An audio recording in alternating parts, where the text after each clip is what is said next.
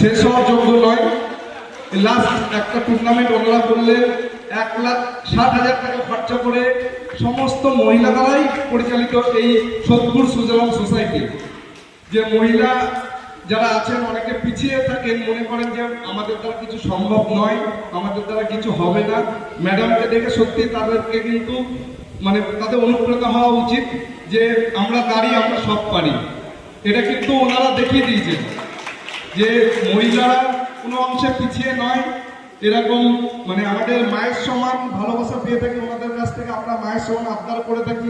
যখনই কোনো দরকার হয়ে থাকে আমরা মানে উনি পারবেন কি পারবেন না আমরা জানি না, কিন্তু আমরা বলে দিই ম্যাডাম এটা আমাদের লাগবেই, দিতেই হবে, কোথা থেকে দেবেন জানি না।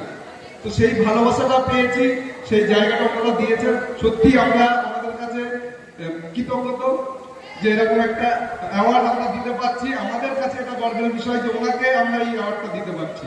লাইফ টাইম অ্যাচিভমেন্ট অ্যাওয়ার্ড 2026-এ এটা আমরা তুলে দিচ্ছি আমাদের ওয়েস্ট বেঙ্গল দিব্যাঙ্গ ক্রিকেট।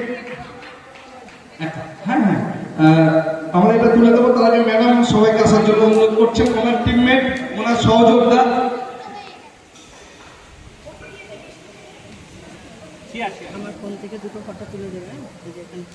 আমাদের কাছে ভালোবাসার আর এক নাম সুজলাম সোসাইটি।